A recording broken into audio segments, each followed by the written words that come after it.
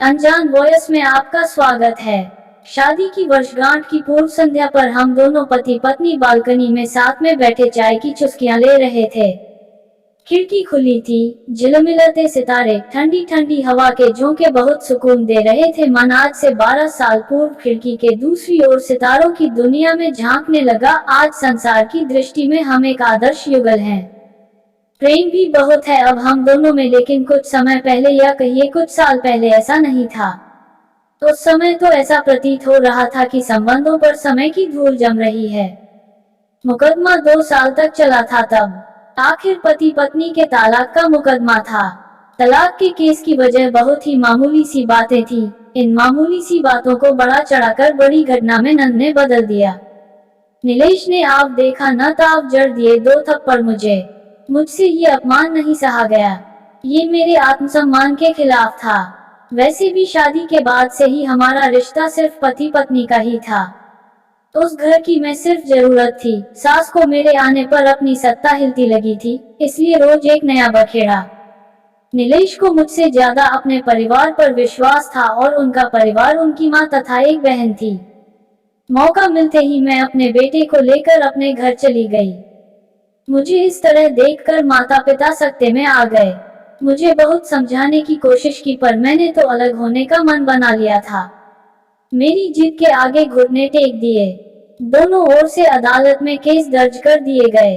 वे चाहते तो मामले को रफा दफा भी किया जा सकता था, पर नीलेश ने इसे अपनी तौहीन समझी। उनके रिश्तेदारों ने मामले को और पेचीदा बना दिया। न सिर्फ पेचीदा बल्कि संगीन। सब रिश्तेदारों ने इसे खानदान की नाक कटना कहा। ये भी कहा कि ऐसी औरत पतिव्रता नहीं होती। इसे घर में रखना अपने शरीर में मियादी बुखार पालते रहने जैसा है। बुरी बातें चक्रवृद्धि ब्याज की तरह बढ़ती है, सो उनकी तरफ खूब आरोप उछाले गए। ऐसा लगता था जैसे उस पक्ष के लोग कोई खेल खेल रहे हैं। नीलेश ने मेरे लिए कई असुविधाजनक बातें कही। नीलेश ने मुझ पर चरित्रहीनता का तो हमने दहेज उत्पीड़न का मामला दर्ज कराया। 6 साल तक शादीशुदा जीवन बिताने और एक बच्चे के माता पिता होने के बाद आज दोनों तलाक के लिए लड़ रहे थे। हम दोनों पति पत्नी के हाथ में तलाक के लिए अर्जी के कागजों की प्रति थी।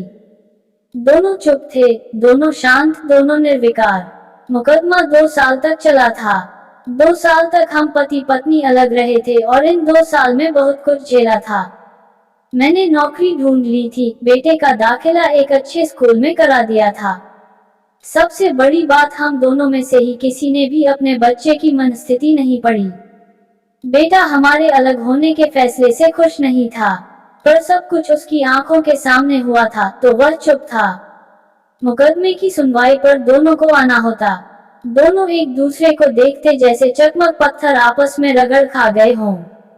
दोनों गुस्से में होते, दोनों में बदले की भावना का आवेश होता। दोनों के साथ रिश्तेदार होते जिनकी हमदर्दी में जरा जरा विस्फोटक पदार्थ भी छुपा होता।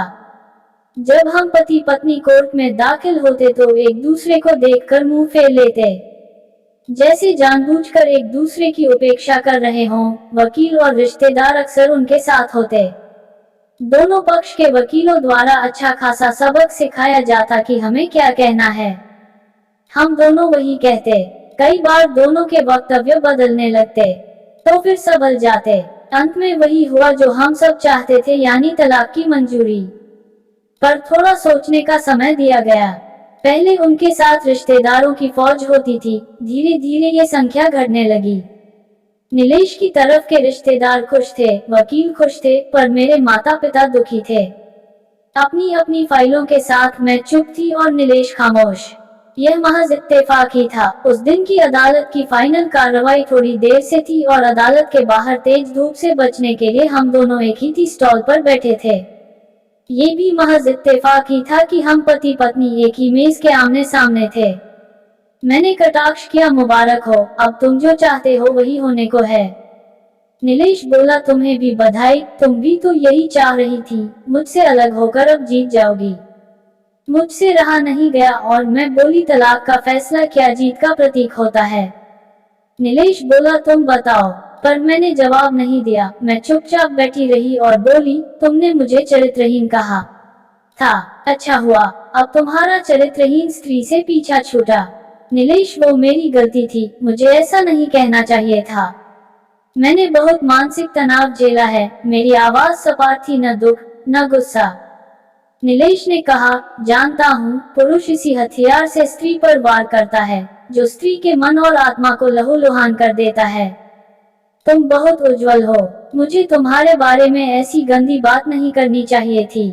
मुझे बेहद अफसोस है। मैं चुप रही। नीलेश को एक बार देखा। कुछ पल चुप रहने के बाद उसने गहरी सांस ली। कहा, तुमने भी तो मुझे दहेज का लोभी कहा था। गलत कहा था। नीलेश की ओर देखते हुए बोली। कुछ देर और चुप रही, फिर बोली, मैं कोई और आरोप लगाती, लेकिन मैं नहीं। प्लास्टिक के कप में चाय आ गई। मैंने चाय उठाई। चाय जरा सी छलकी। गर्म चाय मेरे हाथ पर गिरी और हाथ झटका। नीलेश के मुंह से उसी क्षण ओह की आवाज निकली। दोनों ने एक दूसरे को देखा। तुम्हारी स्लिप डिस्क वाला दर्द कैसा है? नीलेश का पूछना थोड़ा अजीब लगा, पर जवाब दिया, ऐसा ही है, इलाज चल रहा है और बात खत्म करनी चाहिए। तुम्हारे हार्ट की क्या कंडीशन है? फिर अटैक तो नहीं पड़ा? मैंने पूछा। हार्ट, डॉक्टर ने स्ट्रेन, मेंटल स्ट्रेस कम करने को कहा है, उसने जानकारी दी। एक दूसरे को देखा, देखते रहे एकटक, जैसे आपस के चेहरे पर छपे तनाव को पढ़ रहे हों। दवाई तो लेते रहते हो ना? नीलेश के चेहरे से नजरें हटाई और पूछा। हाँ, लेता रहता हूँ, नीलेश ने कहा।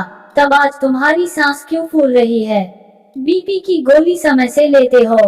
बरबस ही मुंह से हमदर्द लहजे में कहा। आज भूल गया, शायद कुछ इस वजह से, और कुछ कहते कहते वह रुक गया। कुछ तनाव के कारण। मैंने बात पूरी की। वे कुछ सोचते रहे, फिर बोले, तुम्हें 15 लाख रुपए देने हैं और 20,000 रुपए महीना भी। हाँ। फिर मैंने पूछा, नोएडा में फ्लैट है, तुम्हें तो पता है, मैं उसे तुम्हारे नाम कर देता हूँ। 15 लाख रुपए फिलहाल मेरे पास नहीं है। उसने अपने मन की बात कही। नोएडा वाले फ्लैट की कीमत तो 30 लाख रुपए होगी। मुझे सिर्फ 15 लाख रुपए चाहिए। अपनी बात स्पष्ट की। बेटा बड़ा होगा, 100 खर्च होते हैं।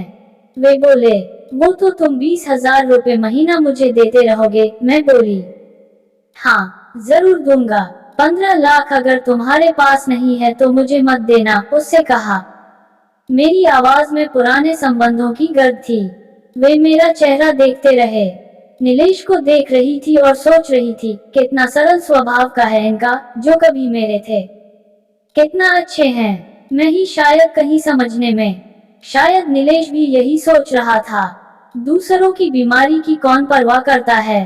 ये करती थी परवाह, कभी जाहिर भी नहीं होने देती थी।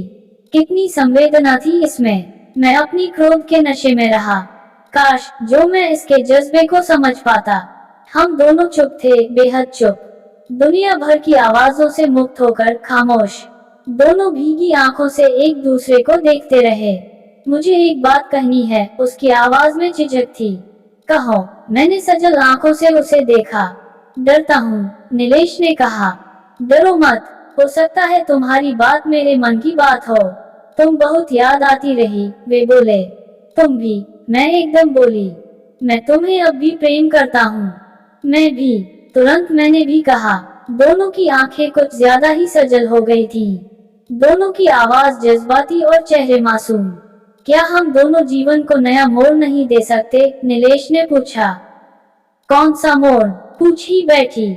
मुझे माफ कर दो, मैं गलत था, सच कह रही थी तुम। मैंने कभी भी तुम्हारी इच्छाओं को नहीं समझा। मैं तुम्हारा गुनाहगार हूँ, तुम्हारी इच्छाओं का गला घोंटा है मैंने। उनके इस भोलेपन ने मुझे एक पल में पिघला दिया। खुद को रोक न सकी और उनकी बाहों में समा गई। उनकी आंखों से झरते आंसुओं से मेरा माथा गीला हो गया था। अब हम हमेशा साथ रहेंगे, एक साथ पति पत्नी नहीं बल्कि बहुत अच्छे दोस्त बनकर। ये पेपर, ये अर्जी? मैंने पूछा। फाड़ देते हैं, नीलेश ने कहा और अपने हाथ से तलाक के कागजात फाड़ दिए। हम दोनों उठ खड़े हुए, एक दूसरे के हाथ में हाथ डालकर मुस्कुराए। दोनों पक्षों के वकील हैरान परेशान थे। दोनों पति पत्नी हाथ में हाथ डाले घर की तरफ चले गए। सबसे पहले हम दोनों मेरे घर आए। माता पिता से आशीर्वाद लिया। आज उनके चेहरे पर एक संतुष्टि की रेखा थी। 2 साल बाद माँ पापा को इतना खुश देखा था। फिर हम बेटे के साथ इनके घर, हमारे घर, जो सिर्फ और सिर्फ पति पत्नी का था, 2 दोस्तों का था। वक्त बदल गया और हालात भी। कल भी हम थे और आज भी हम ही, पर अब किसी कड़वाहट के लिए कोई जगह नहीं। ये अनोखा संबंध है, पति पत्नी के रिश्ते से भी कुछ ज्यादा खास।